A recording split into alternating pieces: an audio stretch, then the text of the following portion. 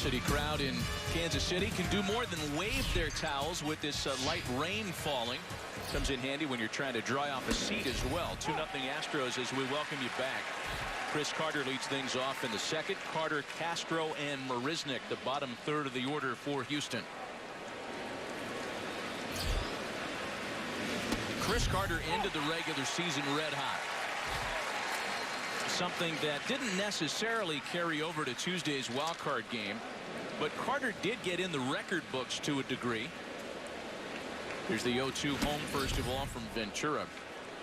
Chris Carter on Tuesday became the second player in Major League history to record 3 walks in his first postseason game. Your teammate Frank Thomas did it back in '93 as a Blue Jay. This coming from a guy that really, I mean, I know 54 on the year, but he's more thought of as tremendous power swing and miss until this recent stretch run and the adjustment he made with his hands. This guy was either home run or swing. I'm impressed with 3 walks because I haven't walked 3 times in a game in my career, so that usually takes me a month to get to 3 walks. So to do that in one game is impressive. High fly ball into right. Alex Rios is there for it, and there's one gone for Ventura. With one gone now, here's Jason Castro, a 2013 All-Star, who, along with Colby Rasmus, one of the handful of Astros to have some experience against Giordano Ventura. And Castro 4 for 8 in limited appearances against the Kansas City right-hander.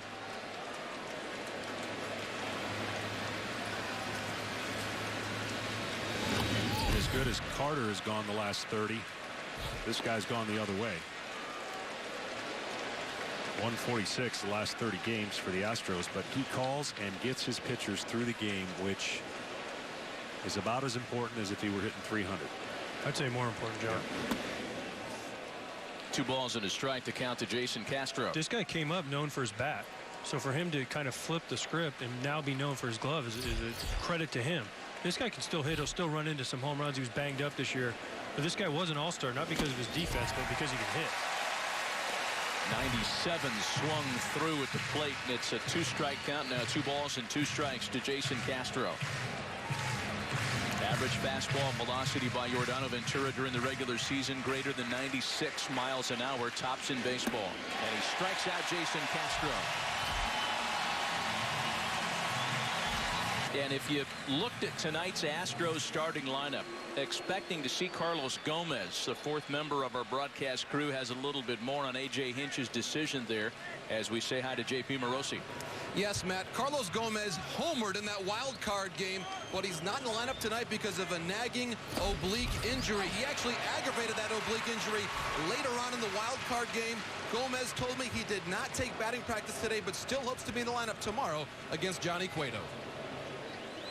Yeah, JP, thanks. 0-2 the count to Marisnick.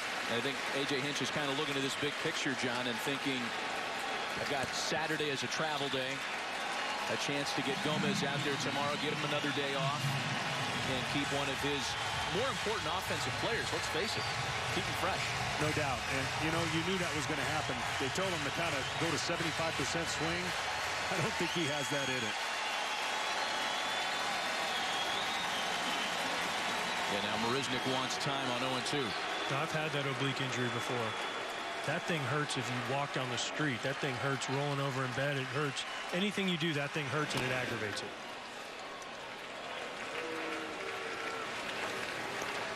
And I understand they want to give him an extra day, but one day doesn't really help. And to tell somebody to swing 75% in a playoff game, especially a guy of the caliber and the energy that Carlos Gomez has, it's going to be tough for him to back it off, especially if he gets into game 2. Not to mention, I mean, Gomez's personality, we've seen it. He's big stage. The home run in New York, it's going to be hard to keep him sitting down all series. The next 0-2 home, and Marisnick lines it into left center field. An extra base hit from the Houston 9-hole hitter. Boy, that on an 0-2 pitch, and the Astros are again in business with a runner in scoring position. So now back to the top of the order, and the 2-time batting champ Jose Altuve. Here takes strike 1. You see, The difference between a two-seamer and a four-seamer for this guy does not show up in velocity. It shows up in movement. That ball is 96, 97 off the plate coming back late. He also has a four-seamer that he can ride up. Altuve singled and scored in the two-run first, and Altuve has singled here in the second. They're going to wave Marisnick around. Rios' throw to the plate is not in time, and it's 3-0 Houston.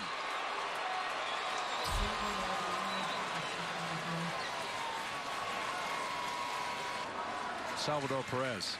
Well, I also think Perez maybe came up on that ball a little bit because it was an in-between hop. If you watch the catcher, he was thinking, okay, there probably was a play if he stays back on the ball, but because of the throw, the wet grass, he wanted to make sure it didn't get past him instead of kind of hanging in there. Altuve was going to be on second no matter what because he never stopped on a play.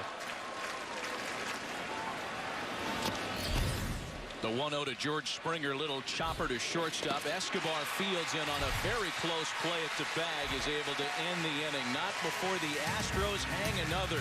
After 1.5, it's 3-0 Houston.